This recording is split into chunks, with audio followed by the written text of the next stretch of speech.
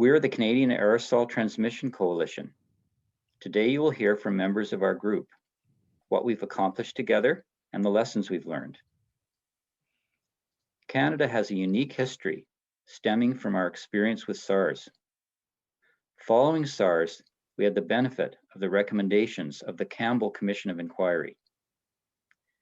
Based largely on these recommendations, Canada's federal and provincial governments developed strong pandemic preparedness plans following SARS. Unfortunately, with time, much of the plan was abandoned, leaving Canada vulnerable to COVID-19. Canada largely abandoned its early warning system for potential pandemic viruses. Nationally and provincially, we allowed our strategic stockpile of N95 respirators to expire without replacement. Then in March 2020, at the beginning of the pandemic, Ontario abandoned airborne precautions for COVID-19, precautions which had been in place for new respiratory viruses for over a decade, largely because we didn't have enough respirators because we destroyed them. Ontario also abandoned inspections of long-term care facilities, allowing them to avoid scrutiny of their workplace-based prevention plans. And by now, about 100,000 healthcare workers in Canada have been infected, one of the highest rates in the world. Today, you'll hear from some of us who've been involved in this fight. The core group of the Canadian Coalition on Aerosol Transmission has met weekly since December 2020. Experience in the last SARS outbreak was one reason we got started. Some people feared aerosol transmission again would be ignored and that occupational health voices, including government health and safety inspectors, would again be sidelined. Most of us were working on these issues since early in the pandemic, and we joined forces to increase the impact of our efforts.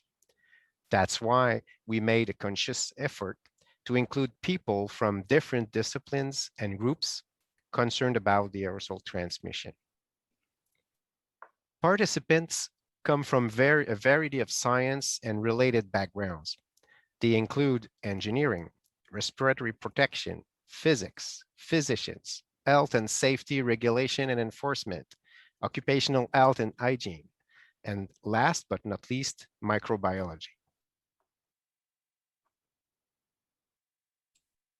Individuals are connected to other organizations, including the Canadian Registration Board of Occupational Hygienists, Masks for Canada, COVID Stop, the Occupational Health Clinics for Ontario Workers, known as OCOW, and Workplace Health Without Borders, and the Canadian Zero COVID Group.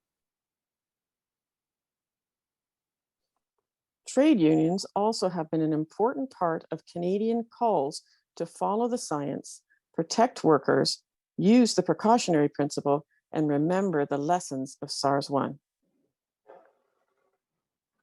As a coalition, we've written letters and press releases and had members talk to the media. Our letters went to Canadian politicians and officials from the federal and provincial governments. In the first one, signed by more than 600 individuals, we pointed out the evidence for aerosol transmission, urged use of the precautionary principle, and offered our multidisciplinary skills and knowledge to bring in effective protection. The media work has been a slow slog until recently. We have attention with the first letter in different media. Some individuals were able to connect with local reporters, leading to more stories about aerosol transmission and what that means for effective protection, like the 8-minute one by the Canadian Broadcasting Corporation. Some individuals were able to connect with local reporters, leading to more stories about aerosol transmission and what that means for effective protection.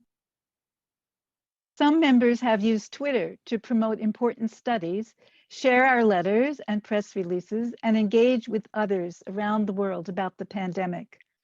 OCO has hosted webinars about transmission, ventilation, respiratory protection, mental health impacts, worker surveys, and more. Presenters came from Canada, the US, England, and Australia. Workplace Health Without Borders has hosted webinars highlighting the experience in Africa and other developing regions and sparking dialogue about global level solutions. So Canadian authorities were airborne hesitant. The Public Health and Infectious Disease Establishment has ignored lessons from the past and evidence, some of it more than 70 years old. They've excluded the knowledge and skills of occupational health scientists and ventilation engineers and others. So-called essential workers paid the price. When they reluctantly accepted the role of small particles, these experts failed to effectively prescribe meaningful protections like ventilation, real respirators, fewer people in enclosed spaces for less time, and reduced meatpacking line speeds. Mario Passamai did some important work about this in a presentation at one of the OCA webinars. That led us to try to influence the Ontario COVID-19 Science Advisory Table. This advises the provincial government in Canada's most populous province, but this group has no members who are occupational health, engineering, or ventilation specialists. We've worked through our professional associations and the Canadian Standards Association to gain their support for our efforts. And we've challenged a study comparing the use of surgical masks versus approved N95 type respirators by nurses on the grounds that it's unethical. So what are the lessons we've learned? Join us for the Canada session on July 14th to hear more. We'll be on at 9 p.m. Eastern Daylight Time.